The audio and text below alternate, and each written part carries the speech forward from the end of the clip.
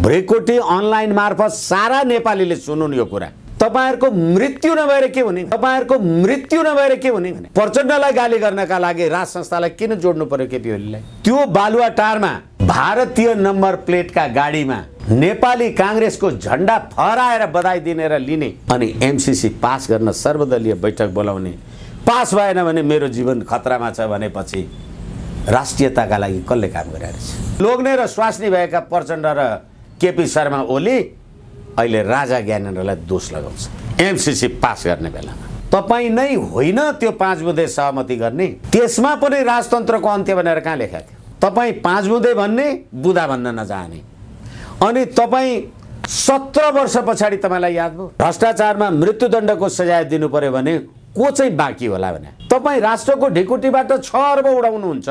राष्ट्रियता बचेर 10 वटाको ज्यान गयो भने के फरक पर्छ? विमलेन्द्र निधि, प्रकाशमान सिंह जस्ताहरू 4-5 वटा दलहरूको मात्रै एकलौटी गडगडी हो मुलुक। नेकपा एमाले त्यसमा प्रस्तुत भएन भने त्यसमा अन्यथा मान्नुपर्ने कुरा पनि छैन र त्यो स्वाभाविक हो। भ्रष्टाचारबाट अछुता कोही पनि छैन। सडकको मान्छेले के भ्रष्टाचार गर्छ र पक्रिनु भने? यो बारहरू पनि अब रेस्टुरेन्ट एन्ड बार भयो कि के भयो कोनी यिनीहरू कता कता पुग्दैछन्। विविध घटनाक्रम र सन्दर्भमाथि केन्द्रित रहेर कुराकानी गर्नका निम्ति राजनीतिक विश्लेषक वरिष्ठ अधिवक्ता विष्णु भट्टराई हामीसँग हुनुहुन्छ। विष्णु सर, स्वागत छ। हजुर, धन्यवाद। आज सर्वदलीय बैठक बोलाउनु भयो देउबाजीले प्रचण्डजीको निर्देशनमा, तर नेकपा एमाले बहिष्कार गरिदियो। सर्वदलीय बैठकको औचित्य छैन किनभने हामीले कारबाही गरेका सर्वसाधारण कारबाहीमा परेका ती सांसदहरूलाई निष्कासन गरेर सर्वसाधारण नागरिक भइसकेका मान्छेलाई अझै पनि सांसदको मान्यता दिएर यो बखेडा झिकिराखेको हुनाले यो बैठकको औचित्य छैन, हामी जाँदैनौँ भनेर सभामुख र संसदमाथिको प्रश्न उठाउँदै एमाले सर्वदलीय बैठक बहिष्कार गरिदियो। यो बैठकको औचित्य छ? अब प्रमुख प्रतिपक्षी दलले बहिष्कार गरेको सर्वदलीय बैठक सर्वदलीय हुन्छ? धन्यवाद। पहिलो कुरा त बैठक बोलाउनुको औचित्य नै छैन। दोस्रो कुरा यो बैठकको औचित्य छैन। मैले किन यो कुरा निवेदन गरेँ भने तपाईले प्रतिनिधि सभाबाट मिलेनियम च्यालेन्ज कोअपरेसन पास गराउने प्रयोजनको लागि जे बैठक बोलाउनु भएको थियो त्यो नेपाल र नेपाली जनताको हितमा छैन, राष्ट्रिय हितमा छैन, सम्प्रभुताको हितमा छैन। जनताको स्तरबाट राजनीतिक सामाजिक अभियन्ताहरूको स्तरबाट यो नेपाललाई अमेरिकी शक्ति केन्द्रको रण मैदान बनाउने एउटा कुत्सित प्रयास हो भनेर जनताले भनिराखेको कुरामा त्यही उद्देश्य र प्रयोजनको लागि बैठक बोलाउनुको औचित्य छैन। एक र तपाईहरु सर्वदलीय भन्नुहुन्छ, प्रतिनिधि सभामा प्रतिनिधित्व गर्ने दल मात्रै यो देशका जनता, राजनीति, प्रजातन्त्र जे होस् त्यसलाई प्रतिनिधित्व गर्छन् कि प्रतिनिधि सभा बाहिर रहेका राजनीतिक दलहरू पनि यो देशको राज्य, राजनीति, राष्ट्रियता अथवा यो प्रणालीलाई प्रतिनिधित्व गर्छन्? तपाई संसदमा बसेका 4-5 वटा दलहरूको मात्रै एकलौटी गडगडी हो मुलुक।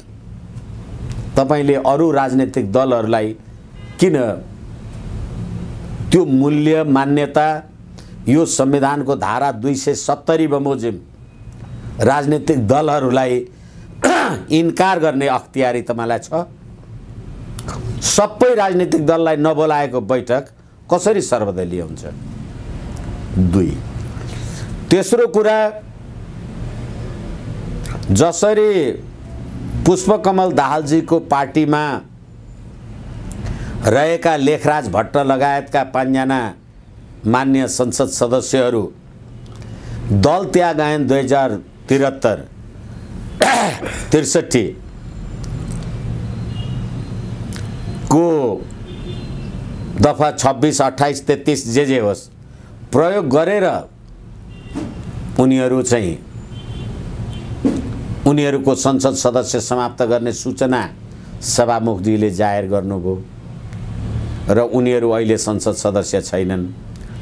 त्यही संविधान, त्यही ऐन, त्यही कानुन, त्यही प्रणाली अन्तर्गत निर्वाचित भएर आएको नेकपा एमालेको सूर्य चिन्हका मान्छेहरूले फ्लोर क्रस गरेर रुख चिन्हको नेपाली काङ्ग्रेसमा मतदान गरे भनेर नेकपा एमालेले कार्यवाही गरेका मान्छेहरूको लागि चाहिँ तपाईँ राजनीतिक दल सम्बन्धी ऐन 2073 को प्रावधानलाई नै छलेर 40-60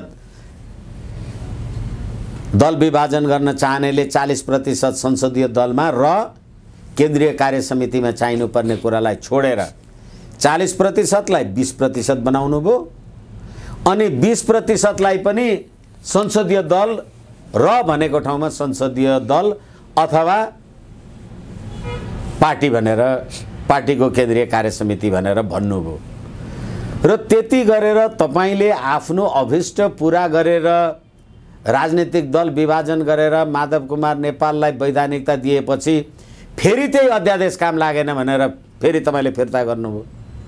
त्यस्तो बैठकमा त्यो सर्वदलीय बैठक हो र त्यसमा उपस्थित हुने माधव नेपाल, नेपाल कम्युनिस्ट पार्टी, प्रजातान्त्रिक समाजवादी कि एकीकृत समाजवादी जे नाउँ भन्नु भएको छ त्यस्तो पनि मान्यता प्रदान गरेर नेकपा एमाले त्यो बैठकमा उपस्थित हुँदैन भनेर भन्छ भने यसलाई अन्यथा भन्नुपर्ने कारण छैन। अझै त्यसमा पनि आम सञ्चारमा आइराखेको छ कि एमसीसी राष्ट्रिय हितसँग, राष्ट्रिय सरोकारसँग यत्रो सार्वजनिक महत्त्वको विषय राख्छ, राष्ट्रिय सहमतिको कुरा राख्नुपर्छ, सामाजिक राजनीतिक नेपाली जनजीवनका अभियन्ताहरूको समेत अभिमत बुझ्नुपर्छ। त्यसै कारणले गर्दा यसलाई टेबल गर्न सकिँदैन। हालाकि प्रश्न यही भाषा होइन, तर यी सब कुरालाई विचार गरेर एमसीसी को बारेमा बैठक गर्ने कि भनेर त प्राविधिक रूपले अग्निप्रसाद सापकोटा सभामुख सौन्जेल कुनै पार्टीको संसद सदस्य त मानिँदैन, तर स्वाभाविक रूपले त नेकपा माओवादीलाई प्रतिनिधित्व गर्ने अग्निप्रसाद सापकोटा स्वयं यो कुरा भन्दै हुनुहुन्छ र पुष्पकमल दाहाल आफै होइन एमसीसी जस्ताको तस्तै पारित गर्न सकिँदैन भन्ने कुरा प्रश्न छँदाछँदै तपाईले सर्वदलीय बैठक बोलाउनुको कुनै औचित्य छैन। यसकारणले गर्दा नेकपा एमाले त्यसमा प्रस्तुत भएन भने त्यसमा अन्यथा मान्नुपर्ने कुरा पनि छैन र त्यो स्वाभाविक हो। यो एउटा कुरा हो। अर्को कुरा, यो ओलीमाथि जसरी हिजो विगतमा एउटा खालको गठबन्धन गरेर उहाँलाई हटाउने काम गरियो र सेटिङमै परमादेशद्वारा सरकार बन्ने कुरा भयो, त्यसको मुख्य पाटो, भित्री पाटो चाहिँ ललिता निवास प्रकरण हो। माधव नेपाल त्यसबाट अति नै त्रसित हुनुभयो, बाबुराम भट्टराई त्रसित हुनुभयो, क्यान्टोनमेन्टको कुरामा प्रचण्डजी त्रसित हुनुभयो। ओलीले यिनै कुरालाई चार्ज गर्न सक्छन् भन्ने हिसाबले उनीहरू बढी आतंकित भएर यो काम गरे भन्ने चर्चा पनि नेपाली राजनीतिको बजारमा त्यति नै चुल्यो। अहिले आएर यो ललिता निवास प्रकरणको अनुसन्धानमा सिआइबीको अनुसन्धानलाई नै तुवाउने चलखेल भयो भन्ने कुरा उठेको छ भनेपछि हिजो त्यो उठाइएको हिजोको कुरा र आज भएको घटनाक्रम हेर्दाखेरि यो हो भन्न सकिने आधार कतिको छ बताउनुहोस् त। ललिता निवास प्रकरण कुरा मात्रै होइन, यो देशमा भ्रष्टाचारका अनन्त श्रृङ्खलाहरूको कुरा गर्ने हो भने त्यो कहाँसम्म पुग्छ र को छुता र अछुता छन्। यही बाबुराम भट्टराई भन्ने मानिसले बुढी गण्डकीमा शेरबहादुर केपी शर्मा ओली र पुष्पकमल दाहाल भएर 9 अर्ब भ्रष्टाचार गरे। त्यसको प्रमाण दिन सक्छु, दिइन भने झुन्डिन सक्छु, मर्न सक्छु, जे भनेका छन्। अनि आज तिनै भ्रष्टाचारीसँग गठबन्धन गरेर 5 दलीय गठबन्धन गरेर सरकार सञ्चालन गर्ने काम गरिराखेका छन् र ललिता निवास प्रकरणमा दोषी छन् माधव नेपाल, बाबुराम भट्टराई। साँच्ची भन्ने हो भने त क्यान्टोनमेन्टको अर्बौंको हिसाब भ्रष्टाचार गर्ने पुष्पकमल दाहाल भन्ने कुरा त आम जग जाहेर छ र यो अवस्थामा यो देशका राजनीतिक शक्ति व्यक्ति र व्यक्तित्वहरू जो आफूलाई शीर्ष राजनीतिक व्यक्तित्व ठान्छन्, भ्रष्टाचारबाट अछुता कोही पनि छैन। मैले तपाईहरुसँगै कुरा गर्दा भनेको छु, यो देशको संविधान नै दोहोर्याएर भन्दैछु, यो देशको संविधानको धारा 239 को 2 नै यो देशमा भ्रष्टहरूलाई संरक्षण गर्ने संविधान हो। किनभने संविधानको धारा 101 बमोजिम महाभियोग लाग्ने पदहरूमा अख्तियार दुरुपयोग अनुसन्धान आयोगले छानबिन गर्न सक्दैन भनेपछि अख्तियार दुरुपयोग अनुसन्धान आयोगले भ्रष्टाचार छानबिन गर्न सक्दैन भनेपछि सीबीआईले पनि सक्दैन। अनि संविधानको धारा 101 को महाभियोग कसलाई लाग्छ? संवैधानिक पदमा नियुक्त भएका व्यक्तित्वलाई लाग्छ। अनि भ्रष्टाचार कसले गर्छ? संवैधानिक पदमा नियुक्तिमा बहाल रहेका मान्छेले भ्रष्टाचार गर्छ। जसले भ्रष्टाचार गर्छ त्यसलाई अख्तियार पक्रिनै पाउँदैन। अब सडकको मान्छेले के भ्रष्टाचार गर्छ र पक्रिनु भने? त्यसै कारणले गर्दाखेरि अहिले यो तुहाउने कुहाउने भनेर जेसुकै भन्नुहोस्, भ्रष्टाचार जस्तो साँच्ची भन्ने हो भने मृत्युदण्डको सजाय हुन सक्ने कम्युनिस्टहरूको देशमा त उत्तर कोरियामा भए अथवा सी जिनपिङकै देशमा भए भ्रष्टाचारीहरूलाई त मृत्युदण्डको सजाय हुन्छ। यो देशका कम्युनिस्टहरूलाई भ्रष्टाचारमा मृत्युदण्डको सजाय दिनु पर्यो भने को चाहिँ बाँकी होला भने? र अहिले जुन सम्पत्तिको जो तादाद देखिन्छ यिनीहरूको अलेख सम्पत्ति, त्यो सम्पत्ति कहाँबाट आयो भनेर छानबिन गर्ने, जनस्तरबाट त्यो कुरालाई हेर्ने हो भनेदेखि यो देशमा सम्पूर्ण भ्रष्टाचारको जड नै 12 बुँदे समझदारी अन्तर्गतको वर्तमान राज्य प्रणाली हो। र अहिले जसले तपाईलाई परमादेशको सरकार बनाइदियो, हालाकि अब अहिले त यो बारहरू पनि अब रेस्टुरेन्ट एन्ड बार भयो कि के भयो नि, यिनीहरू कता कता पुग्दै छन्। जसले परमादेशको सरकार बनायो र तपाईँ राज्य सत्तामा हुनुहुन्छ, त्यसैलाई महाभियोग लगाउनु पर्छ भनेर बार कुर्ली राखेको छ। हिजो तिनै वकिलहरू त्यही न्यायाधीशको अगाडि तपाईँ मान हुनुहुन्छ भनेर बहस गर्नुहुन्थ्यो। अनि आज त्यही चोलेन र शमशेरको इजलासमा बाबुराम भट्टराई र माधव कुमार नेपालको ललिता निवासमा भ्रष्टाचारको प्रकरणको मुद्दा चलिराखेको छ भनेपछि फेरि उसैले महाभियोग लगाउनुपर्छ भनेर भन्दै हुनुहुन्छ। त्यति मात्रै होइन, ललिता निवास प्रकरणमा दोषी देखिएका विजय कुमार गजदार, उहाँ उपर त विशेष अदालतमा मुद्दा छ, 10 लाख धरौटीमा छुट्नु भएको छ। उहाँ अर्बौंको भ्रष्टाचार गरेर 10 लाखमा छुट्नु भयो होला भने त्यही विजय गजदार मुद्दा खेपिराख्ने।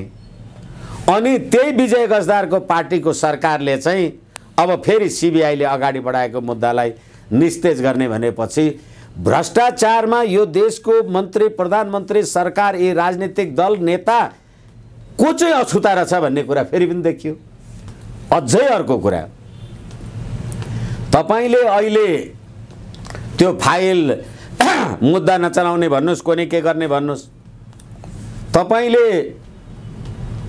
यो देशको महान्यायाधिवक्ताको रूपमा, महान्यायाधिवक्ता भनेको प्रधानमन्त्रीको कानुनी सल्लाहकारको रूपमा लिइने गरिन्छ। आफ्नै पार्टीको मान्छे तपाईले महान्यायाधिवक्ता बनाउनु भएको छ एकजना वकिललाई, जुनियर वकिललाई भने अब तपाईले नियुक्ति गरेको मान्छेले तपाईले भने जस्तो मुद्दा नचल्ने आदेश गर्दै भनेर गरिदियो भने त्यसले के सम्पूर्ण अपराधीले उन्मुक्ति पाउँछन्? भोलि मुलुकको चिरहरण गर्ने राष्ट्रद्रोह, राजकाज, भ्रष्टाचार जस्ता अकुत सम्पत्तिका आर्जन जस्ता कुराहरूमा मुद्दा चलाउन, कारबाही गर्नलाई अहिले तपाईहरुले यो नौटंकी गरेर टुङ्गिन्छ? होइन भने अभियोग लागेको अथवा छानबिनको दायरामा आइसकेको मान्छे सक्षम न्याय प्रणालीद्वारा निष्कलङ्क भएर निस्किनुपर्छ। छानबिनै गर्न नदिकन तपाई त्यो मान्छे चोर होइन भनेर भन्ने यो अख्तियार, यो एटर्नी जनरल, यो सरकार र यी पात्रहरू यी सबै कसुरदार हुन्। तपाईले यसो भन्दै गर्दा नि यो चौतर्फी रूपमा जसरी प्रश्नहरू उठेका छन्, व्यथितिका, भ्रष्टाचारका, अनियमितताका यस्ता प्रश्नहरू जो उठेका छन्, यी प्रश्नहरू घट्ने होइन बढ्दो क्रममा छन् र अहिले एमसीसी सबैभन्दा ठुलो भ्रष्टाचारसँग पनि जोडिएको विषय बन्न पुगिराखेको छ। किनभने विगत लामो समयदेखि एमसीसीको ठुलो बजेट प्रयोग भइराखेको एमसीसीका नाममा भन्ने कुरा सार्वजनिक भइराखेको छ। महँगो होटलमा, 5 स्टार होटलमा कार्यालय खोलेको छ, करोडौं अरबौं रुपैयाँ सिद्धिएको स्थिति छ। अब अहिले फेरि त्यो पास हुने कि नहुने भन्ने बहस अहिले चलेको छ।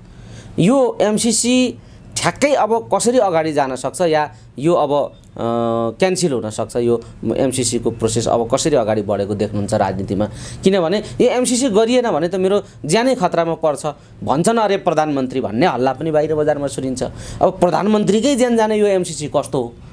यी सबै आतंकित हुनुपर्ने र देश विरुद्धको काम नगर भनेर नागरिकले खबरदारी गर्दा गर्दै अनेकौं प्रपञ्च रचेर पनि गर्ने षड्यन्त्र भइराख्ने यो खालको गतिविधि के हो र यो एमसीसी कस्तो स्वरूपमा गएर टुङ्गिन्छ बताइदिनुस् त। अहिले पनि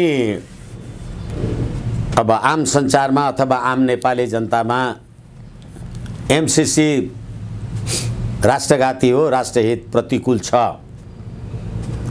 जो संसदबाट अनुमोदन भएको छैन, एमसीसी लागू भएको छैन भन्दा भन्दै 2017 मा एमसीसी सँग सहीछाप गरिसकेपछि यही अहिलेको मन्त्री ज्ञानेन्द्र बहादुर कार्की भन्ने पात्रले सही गरेपछि अहिलेसम्म 6 अर्ब नेपालको ढिकुटीबाट खर्च भयो। जुन सम्झौता हाम्रो देशमा लागू हुने कि नहुने, ठीक छ कि छैन, चल्छ कि चल्दैन भनिराखेको बेलामा कार्यालय खोलेर अर्बौं जे खर्च भएको छ त्यो भ्रष्टाचार नभएर के हो? जसको वैधानिकतै छैन त्यसको नाउँमा अफिस खोलेर तपाई राष्ट्रको ढिकुटीबाट 6 अर्ब उडाउनुहुन्छ अनि यो देशमा भ्रष्टाचार कहाँबाट टुङ्गिन्छ? तपाई त्यो अफिसको प्रमुख हुनु होला, अधिकृत हुनु होला। एमसीसी देशमा लाग्छ कि लाग्दैन भन्ने कुरै नभइकन तपाई एमसीसी को नेपाल स्थित कार्यालयको कर्मचारी हुने, तलब भत्ता सुविधा खाने, त्यो भ्रष्टाचार नभएर के हो? एउटा कुरा, यसको वैधानिकतै छैन र यसबारेमा नेपाली जनताको जागरुकताको खाँचो छ। मैले सधैँ भने गरेको छु, फेरि पनि मैले निवेदन गरेँ। अब अर्को कुरा, तपाई कोही कुनै अवस्थामा एमसीसी पारित भएन भने ज्यान जान सक्छ भनेर बरबरायो भन्नुहुन्छ भने एमसीसी पारित गरेर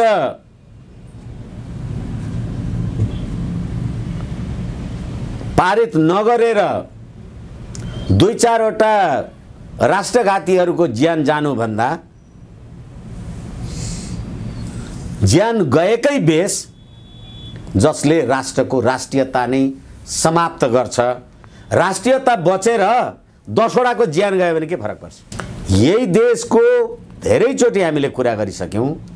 अहिलेको वर्तमान मन्त्री परिषदको मन्त्रीले अस्ति भर्खर जेठ 14 गते आफू कानुन मन्त्री हुँदा एमसीसी मुख्यालयलाई सोधेका प्रश्नहरूको प्रश्न नम्बर 11 भ्रिकुटी अनलाइन मार्फत सारा नेपालीले सुनुन्। यो कुरा के लेख्यो? यो शेरबहादुर देउवाको यो 5 दलीय गठबन्धनवाला गुटले भने अमेरिकाको वर्तमान कानुन र भविष्यमा बन्ने अमेरिकी नीतिको उल्लङ्घन भएमा त्यो एमसीसी को विरुद्ध हुनेछ र त्यो उल्लङ्घन गर्न पाइने छैन भनेर लेखेपछि म भ्रेकुटी अनलाइनलाई के निवेदन गरौँ भने अहिले तपाईँ नेपालको आम सञ्चारमा कार्यरत हुनुहुन्छ र एउटा कुनै त्यस्तो सम्झौता आयो अहिलेको हाम्रो देशको सञ्चार कानुन र भविष्यमा बन्ने पनि सञ्चार कानुनको उल्लङ्घन गर्ने छैन भनेर अहिले तपाईलाई सही गरायो भने 5 वर्ष पछाडि के बन्छ तपाईलाई थाहा हुन्छ? कसैलाई थाहा हुन्छ? तर अमेरिकाको वर्तमान कानुन र भविष्यमा बन्ने अमेरिकी नीतिको बर्खिलाफ जान पाइँदैन भन्ने कुराले गर्दा त नेपालको सम्प्रभुता नै अमेरिकाको नियन्त्रणमा परेको देखियो नि भनेर लेखा छ प्रश्नमा। तपाईँ नेपालको सम्प्रभुता अमेरिकाको नियन्त्रणमा परेको देख्दै हुनुहुन्छ र त्यही शब्द एमसीसी तपाईँ पास गर्नुहुन्छ भने तपाईहरुको मृत्यु नभएर के हुने भने नेपालको सम्प्रभुता तपाईको जीवनसँग साट्ने हैन र नेपालको सम्प्रभुता अमेरिकाको पोल्टामा परेको देखियो नि भनेर लेख्ने मान्छेहरू त्यही सम्झौता पास गर्न लागेका छन् भने यो भन्दा ठूलो राष्ट्रघात विडम्बना के हुन्छ? अनि म मर्छु कि तपाई मर्छु के फरक पर्छ? तर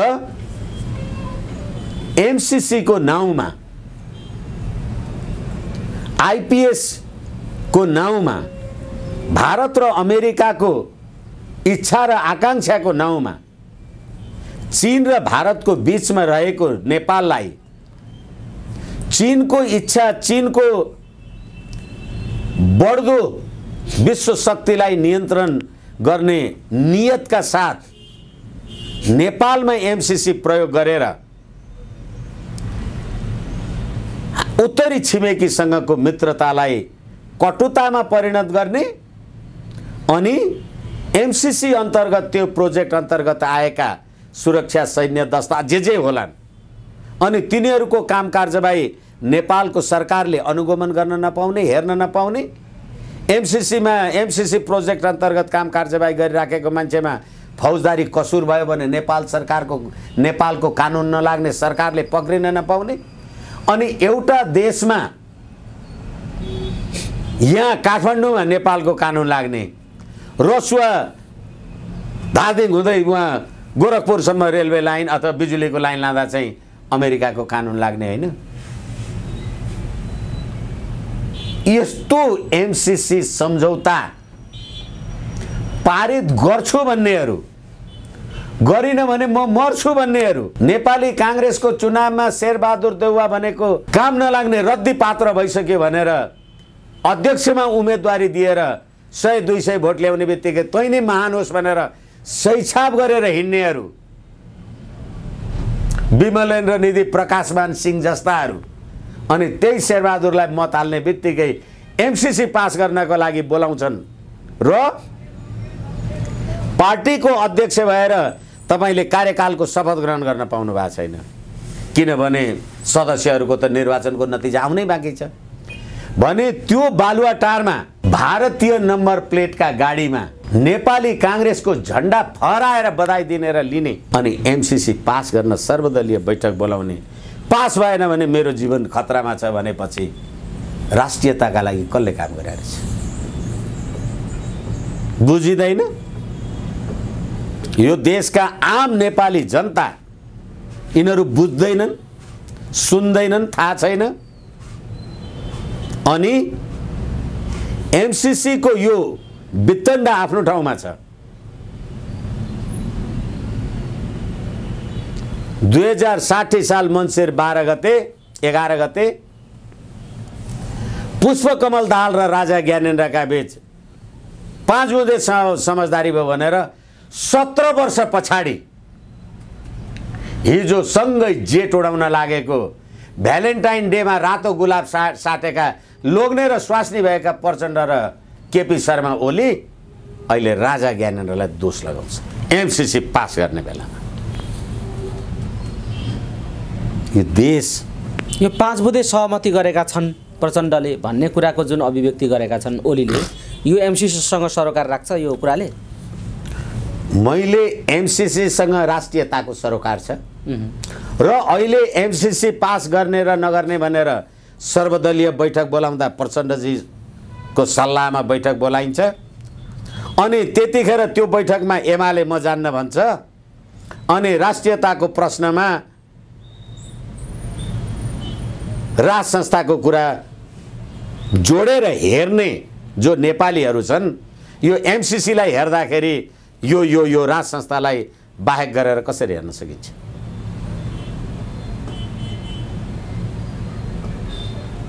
यसै कारणले गर्दाखेरि तपाईको राजनीतिक अकर्मण्य र असफलताका कुराहरू, तपाईले विदेशी शक्तिसँग राष्ट्रहित प्रतिकूल गरेका काम कारबाहीहरू तपाईले को अन्तर्गत यो काम कारबाही गर्नुभयो? दिल्लीमा भएको 12 बुँदे समझदारी अन्तर्गत तपाईहरू गणतन्त्र, संघीयता र धर्मनिरपेक्षताका वाहकहरू, प्रेरक र प्रणेता होइन अनि तपाईहरूले आइपीएस र एमसीसीलाई एक ठाउँ राखेर पास गर्छु र गर्दिन भनेपछि राष्ट्रिय एकता, अखण्डता, स्वाधीनता, सम्प्रभुताका लागि राज संस्थाको यो 250 वर्षको निरन्तरतालाई नेपाली जनताले स्मरण गर्नु परेन?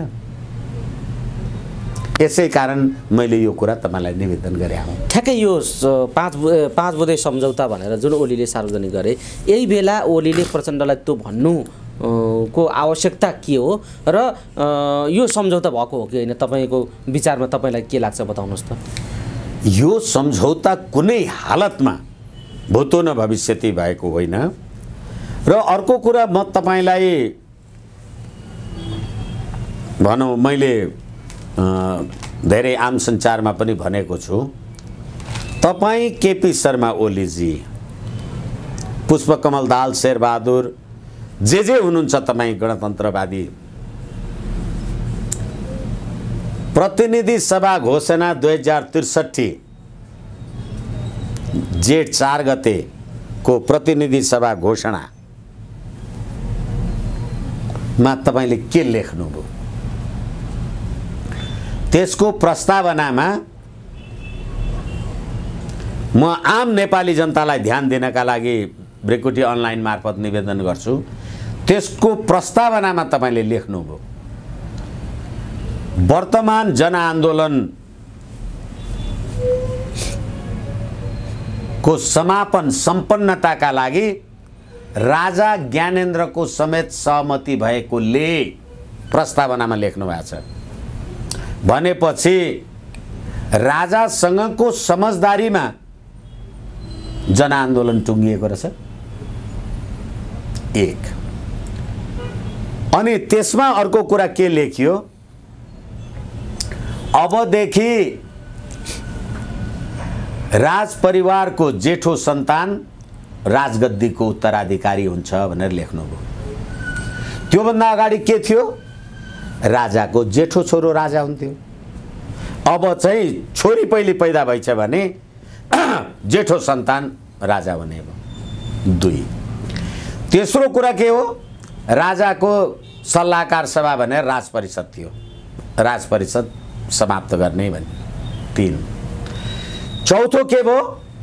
अबदेखि राजप्रसाद सेवाका कर्मचारीहरू निजामती कर्मचारीबाटै भर्ना हुनेछन् भनेर दरबारको सेवा गर्ने छुट्टै राजदरबार सेवा सम्बन्धी जुन कानुनी व्यवस्था थियो र त्यो कानुनी व्यवस्था राजा आफैले बनाउँथे त्यो टुङ्गियो। 4 5 के लेखियो? राजाको व्यक्तिगत सम्पत्तिमा कर लाग्छ। 5 बुँदे भयो।